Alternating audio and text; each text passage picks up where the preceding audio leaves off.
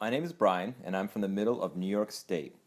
I went to school in America my entire life, and I've always known I wanted to be a teacher. When I was a kid, nothing was more important than my friends, and there were a lot of us in my school district. I've always enjoyed stories and loved when my parents and grandparents told me tales about when they were young, especially the funny ones. Such stories taught me how to work hard, how to be a good person, and to remember the power of laughing. Laughing is very important.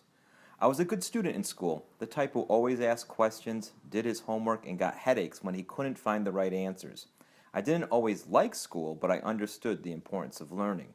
I was also the type of student who loved life outside of school, fishing, reading books, going on adventures with my friends, watching the news, and loving MTV, the music channel that used to show music videos 24 hours a day. I also loved Oprah Winfrey.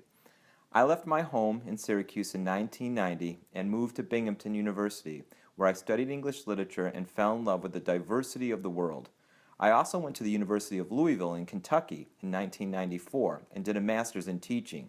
A career in education helps me to give back to the world. My life philosophy is Ubuntu. I can be me because of who we are together. I've learned that it is not easy to travel alone and that I am a better man because of other human beings who have helped me to become stronger. A human being is a human being because of other human beings. My communities matter to me too. When I was in high school, my neighborhood friends and I played sports, board games, and did what normal teenagers do. My group of friends helped me to stay focused and to be responsible. During my college years, too, I took classes that taught me a lot about the world. I began following Dr. Martin Luther King's wisdom and began to repeat, I have decided to stick with love. Hate is too great a burden to bear. I chose to stay focused on democracy, the power of diversity, and the importance of creativity. Most of my adult life is devoted to supporting the reading, writing, thinking, and speaking of American youth from a wide variety of backgrounds. I know I am lucky to have a college education, and I use it to help others to see the importance of learning. Now my communities are rich with people from all over the world. I work with teachers, students, colleagues, and friends to think about how we can best support reading, writing, and thinking in American schools. I used to get frustrated in school, though, when teachers asked us to reflect on culture. Why?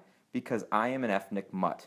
This means that my bloodline is a mixture of many nations. My ancestry comes from Germany, England, Scotland, Wales, and Ukraine. I have the traditions of many nations. I am, however, definitely American. I love the vocabulary of our society: life, liberty, and the pursuit of happiness. I cherish freedom and the ability to ask questions. I have the right to find answers to what I want to know. Philosophy and community, to me, go hand in hand.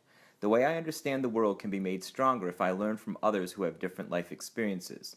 If I only hung around with people just like me, then my growth as a human being would stand still.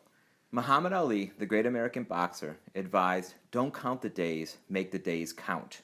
For many years I taught in Louisville, Kentucky, where the famous athlete is from, and began to embrace his message. Impossible is potential. Impossible is temporary. Impossible is nothing. I work now to find the possibilities in communities.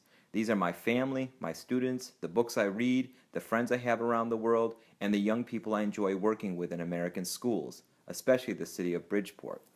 The big word I like to use is one I learned while reading Moby Dick, a book about a great whale and a man's quest to hunt it down. The word is ubiquitous, and it means everywhere at once, something that can be found at all times, in all nations, and all over the place. I wish that love was ubiquitous so that everyone could feel its power in every part of the world. Sadly, though, pain, suffering, and hardship are also ubiquitous. As Nancy Griffith sings, it's a hard life wherever you go. But as Emmanuel Jal reminds us in his music, our scars are what get us this far. The words sound like you, bick, quit, us. Of course, in German, it is even weirder. In German, it is allgegenwärtig. Allgegenwärtig? Everyone is always learning. Everywhere, all the time, no matter where we go, we are gaining knowledge. I guess that knowledge is ubiquitous as well. That is, if we open our minds to it. Thank you for watching my video, and I'd love to learn more about your favorite words.